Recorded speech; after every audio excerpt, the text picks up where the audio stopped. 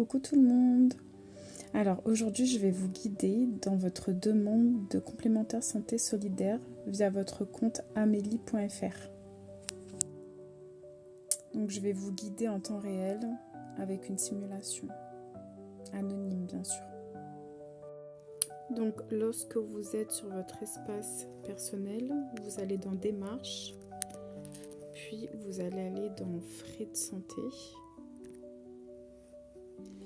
Et donc là, vous avez demandé la complémentaire santé solidaire. Donc vous cliquez dessus. Et là, on vous informe en fait de tout ce que vous avez besoin pour faire votre demande. Donc il faut d'abord vous munir de tous ces documents avant d'entamer la démarche en ligne. Sachez que vous devez d'abord mettre à jour vos informations avant d'entamer la démarche.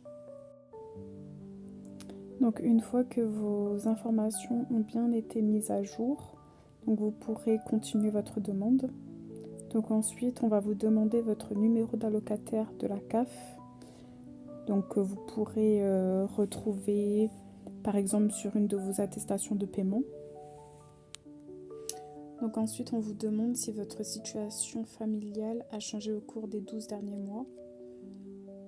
Donc après, il faut préciser le changement, si vous êtes marié, concubinage, pacsé, célibataire, séparé, divorcé, veuf ou veuve.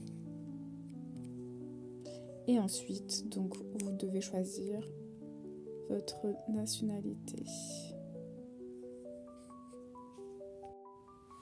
Donc ensuite, vous devez remplir les informations des autres membres qui composent votre foyer.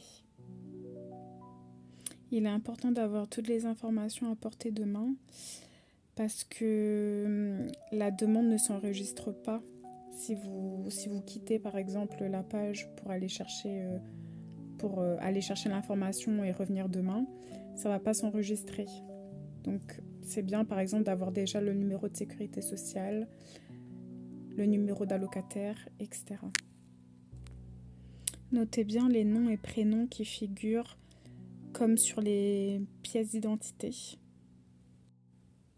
Donc une fois que vous avez validé la composition de votre foyer, donc on vous demande de choisir votre complémentaire santé solidaire. Donc soit vous avez un organisme déjà complémentaire actuel, ou soit vous pouvez choisir votre caisse d'assurance maladie comme gestionnaire de votre complémentaire santé solidaire.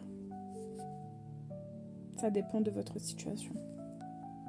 Donc vous allez faire ce choix pour vous, mais également pour tous les membres qui composent votre foyer. Donc en fonction des informations que j'ai données, on me dit « Vous n'avez pas besoin de déclarer les ressources ci-dessous dont nous pouvons avoir connaissance par ailleurs. » Donc revenus d'activité, revenus de remplacement, pension, rente retraite, prestations sociales. Donc en fait, ça confirme que eux, ils ont accès en fait à ces informations-là. Donc sûrement grâce au numéro d'allocataire, numéro de sécurité sociale que j'ai pu renseigner de mon côté. Donc une fois que j'ai validé ma demande, on me dit que c'est ok, votre situation familiale a été prise en compte avec succès. Mais vous devez tout de même déclarer vos autres ressources de revenus applicables à votre situation. Donc là, attention, parce que ça concerne uniquement les autres ressources perçues entre janvier 2025 et décembre 2025. Donc ça ne concerne pas les salaires. Là, c'est les autres ressources.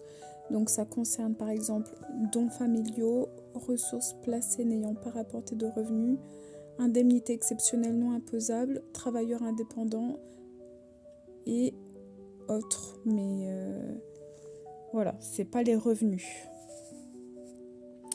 Donc si vous n'êtes pas concerné, vous avez juste à cocher « Mon foyer n'a perçu aucune de ces sources de revenus » et vous cliquez sur « Suivant ». Ensuite, il faut répondre à des questions pour chaque membre du foyer. Donc, êtes-vous sans emploi et percevez-vous en ce moment une rémunération de stage ? Percevez-vous actuellement une allocation chômage? Percevez-vous actuellement une allocation de solidarité spécifique? Votre foyer est-il propriétaire de son logement ou êtes-vous hébergé gratuitement? Êtes-vous ou avez-vous été en arrêt de travail depuis plus de 6 mois au titre de la maladie au cours des 12 derniers mois? Une fois que vous avez vérifié les informations, on vous demande de joindre les derniers avis d'imposition déjà le vôtre et du coup de votre foyer en fait, les autres membres de votre foyer, sauf si le bénéficiaire figure sur votre avis d'imposition. Ensuite, on vous demande si votre foyer dispose d'un bien immobilier non loué ou d'un terrain bâti ou non bâti et si vous avez résidé à l'étranger au cours des 12 derniers mois. Ensuite, vous validez votre demande.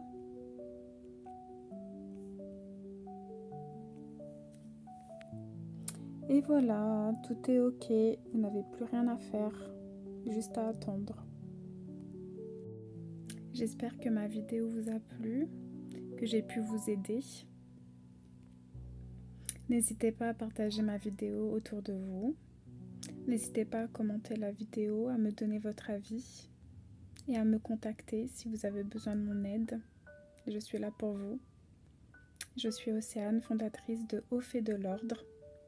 Je suis intervenante administrative indépendante pour les particuliers.